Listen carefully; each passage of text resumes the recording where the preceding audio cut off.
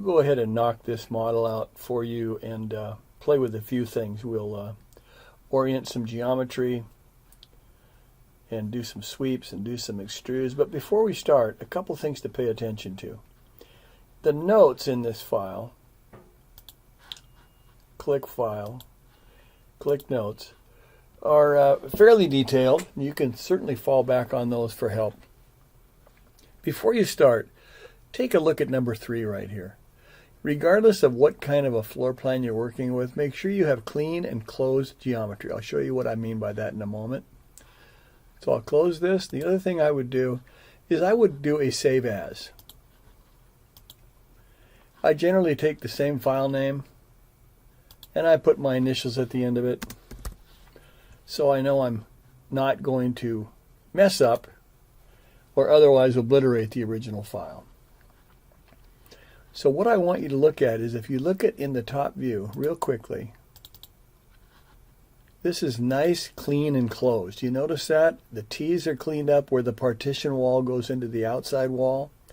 The outside wall is the correct spacing. I would guess that this is 5.5 inches from there to there. And all we're going to do in this model is to orient this 2D piece of geometry right here. And we're going to orient it so that it is perpendicular, and then we will sweep it around this foundation line. This one is already oriented in 3D space, and we'll extrude that one. So let's do that first part. Transform, orient, perpendicular to a curve. That's the location, and that's the command. The object to orient, reading right off the command line, is that red 2D curve for a foundation and stem wall. The orientation base point of the piece I'm going to orient is this upper corner right here. The orientation curve is this curve right here. And I just want you to locate it so that it is not at a corner. The instructions in notes say to put it at the midpoint. Because I have midpoint O-snap on, we'll use it. It doesn't have to be there, but it works fine right there. That's part 1. And if you noticed, I've set the practice layer as the current drawing layer. So the next step is to sweep this and then extrude that. Surface, sweep 1. This is the rail. This is the cross-section curve. And then I simply press enter. And then press enter one more time. We don't need to adjust the seam. You'll see that you'll get the dialog box that pops up during this command. Freeform style is fine. I'm not making any changes in this dialog except to press OK. So we've created a foundation from that curve. The next step is to solid, extrude planar curve straight. This is the curve, followed by enter. The extrusion distance is to the end point right there. Notice how when I run down, it picks that end point. I'll make a left click. At this point, we're going to turn this separate piece of foundation and stem wall, and that separate piece of foundation and stem wall, we're going to join them together. And because they are solids, we use the union command. I'm going to union this and that, followed by enter. So if you look at what this is now by typing the what command, you'll see that it is a closed, solid polysurface. That is our objective.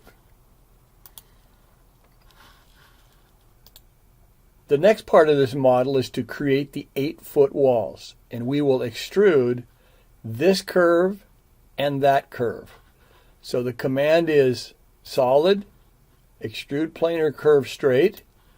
I'm going to extrude this curve and that curve, followed by enter. The extrusion distance is 8 feet, followed by enter. Notice how I typed the number, 8 feet.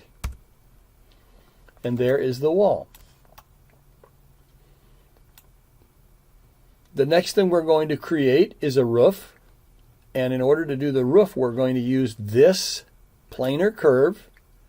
We're going to put a surface on it. Then we're going to move that surface up 12 feet above the wall. Let's do that first.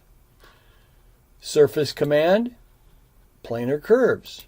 Any closed planar curve, which is what this is, and I can create a surface. I'll now select that surface.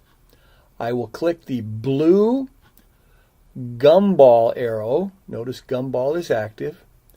I'll click it and I'll type 12 feet followed by enter.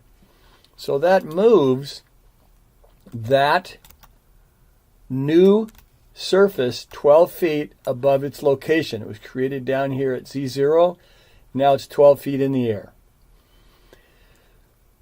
The next step is to go ahead and extrude this with a different sort of a method. We could extrude the surface. We can do all kinds of things, but I'm going to use a different command here.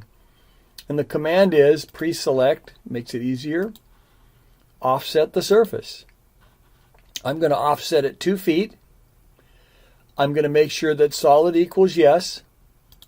And I like it to offset up. Notice the normal surface arrows point that the upside will be, in this case, up. I could flip it if it was inverted, but I'd like to offset it up, and I'd like it to be a solid. So 24, sharp, solid. Enter. That's the roof. The next part of this is to play with what we call deformation tools.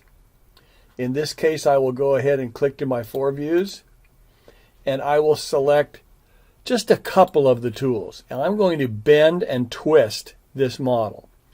So I'll start with bend. And just so you know, the object to bend will be the roof, followed by enter. And you need to create a spine for it to bend around. I could attach the spine to that surface or poly surface. I'm simply going to drag it in the front view about here and then simply lift up my cursor before I make my left click. So there's a click at the beginning of the spine, a click at the end of the spine, then I move in the front view the spine upward and make a left click. And that bends that roof. The next piece is going to be twisted. The same piece will be twisted. Twist command. This time, just for fun, I'll use the midpoint object snap, and I'll grab to the midpoint of this and the midpoint of this about in that area. So that's the beginning of the twist axis, similar to the spine in the previous command. And this is the end of the twist axis. And I'll make a pick right here. And then I'll move my mouse and cursor down to the right viewport and make a left click away from the model. Left click here. And if I simply move that, notice what's happening in the perspective view. I can actually just twist that a little bit and then make another left click. And the result is what you see right there. That's the first part of this model. And I think in part 2, we'll fill the gap between the walls and the roof. We'll play with some maybe ceiling joists, we could call them, and then show you a little bit about how you would put a window in this model using some of the things that are present. If you haven't done so, you can certainly have clicked, or you can still click these layers on and off to find some of these elements already present in the model. The roof is done, the walls are done, the foundation is done. But everything we've done is on the practice layer. So we'll stop right now and see where we go in the next part in a moment, or in the next video, excuse me.